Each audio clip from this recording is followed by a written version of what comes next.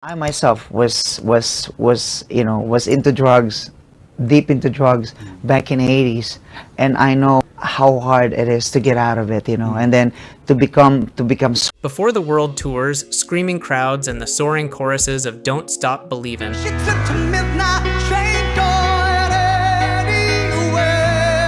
Arnel Pineda was living a life most wouldn't survive. Abandoned by fate and pushed to the edge by circumstance, he slept on park benches, rummaged for food, and battled addiction just to make it through the night. Behind the voice that revived Journey is a past filled with pain, darkness, and survival. So how did a boy from the streets of Manila, broken, hungry, and nearly lost to drugs, become the frontman of one of the most iconic rock bands in history? What demons did he have to silence just to stand in the light? This isn't just a story about fame, it's about what it takes to rise from rock bottom when the world has already written you off. Let's uncover the truth behind Arnel Pineda's extraordinary, heartbreaking, and deeply human journey. Back in February 2008, backstage in Chile, Arnel Pineda was on the verge of backing out. The nerves were crushing and the thought of performing seemed overwhelming. He was ready to quit before even stepping under the spotlight, but the band had other plans. They believed in him, pushing him forward when he doubted himself. And when Arnel finally hit that stage, something magical happened. The crowd erupted. Critics were stunned by how much his voice echoed that of Steve Perry, Journey's iconic original frontman. That moment changed everything for Arnel. One night, he was performing in small, packed clubs. The next, he was commanding stadiums with 30,000 fans roaring in unison. Yet, no matter how many shows he played or how many people cheered,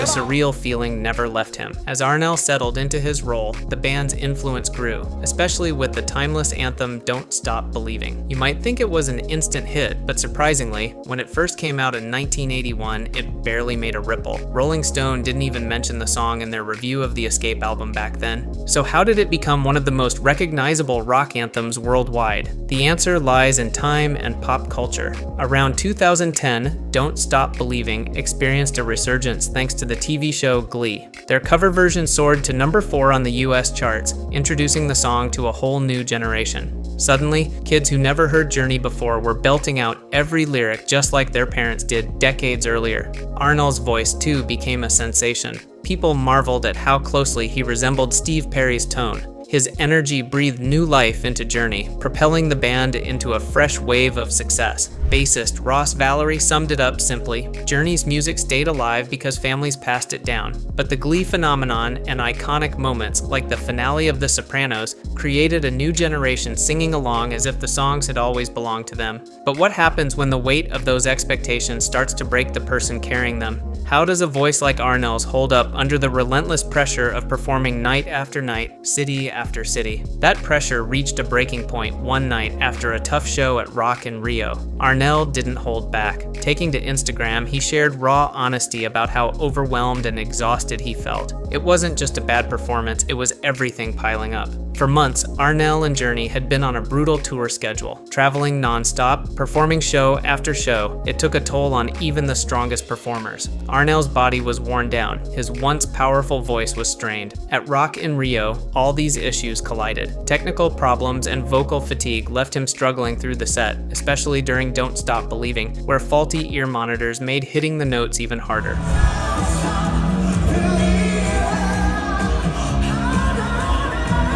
Mentally and emotionally, the night shattered him. Arnel opened up about how much being Journey's frontman meant. He poured his heart into every note, but he was also his own harshest critic. Every small mistake haunted him, and with fans always comparing him to Steve Perry, it became too much to bear. Arnel didn't shy away from the criticism either. He shared a video from that Rio show showing his struggles, then wrote a heartfelt message thanking fans for their support, but also revealing how crushed he felt. The fear of one bad night overshadowing years of dedication weighed heavily on him. What stood out most was Arnel's vulnerability. He even asked fans directly if they wanted him gone from Journey to just say the word. If a million said go, he promised to walk away. He wasn't dramatizing. He was exhausted, hurt, and ready to quit fighting to prove he belonged. But the response was overwhelming and full of love. Fans flooded social media, reminding Arnel that everyone has off nights. They urged him to stay and keep giving his all because his heart and passion still meant everything to them. Behind the scenes, the the band stood firmly by Arnel. Drummer Dean Castronovo publicly defended him, reminding fans that a voice is not a machine, it's a living, breathing instrument. Dean praised Arnel's resilience, humility, and dedication,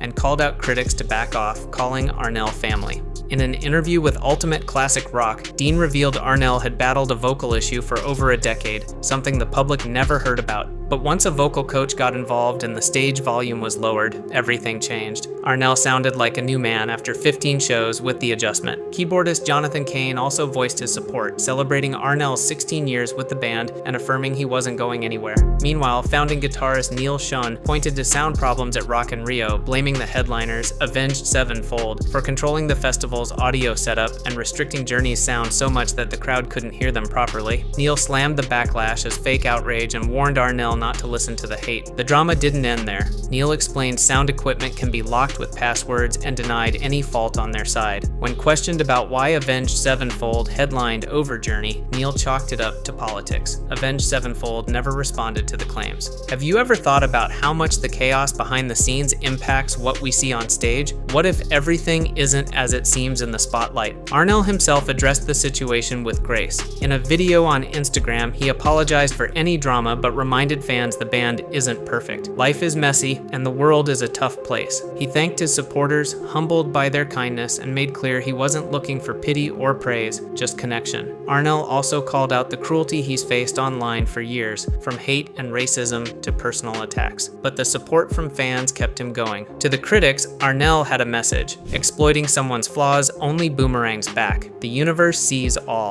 Through all the pressure, backlash, and scrutiny, Arnel's love for Journey remains unshaken. After 17 years, he's still amazed to sing for the band. Fame has brought worldwide recognition, but also dark corners of the internet. Still, he's here. And for now, not going anywhere. But what about the wild rumors that surfaced? Why did a bizarre story about Arnel being jailed suddenly spread online? How did this rumor take off, and what was the truth behind it? Just days after a high-energy show in Las Vegas, a shocking YouTube video claimed Arnel Pineda had been sentenced to life in prison for abuse, a dramatic, false allegation. The video even used the Fox News logo without permission, making it look official. Within 2 days, it racked up nearly 700,000 views, stirring confusion and concern. But here's the reality. Fox News never ran such a story. No credible news outlet did. It was entirely fabricated. Fans flooded Arnel's Instagram with questions. Arnel responded calmly, letting followers know he was safe, not in jail, and not facing any charges. Friends and management also stepped in.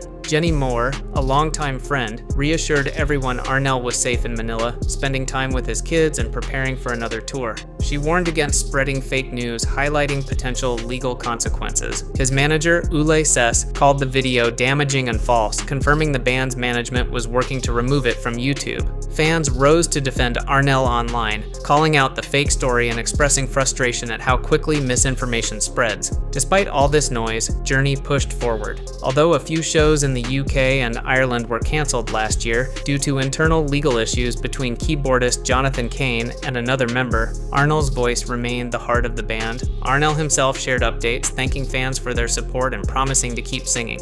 Before we wrap up, here's a question for you. What do you think it takes to carry a legacy like Arnel's? Could you stand on stage knowing you're being compared to a legend every night? Drop your thoughts in the comments below. And if you enjoyed this deep dive, don't forget to like and subscribe so you never miss out on one of our stories.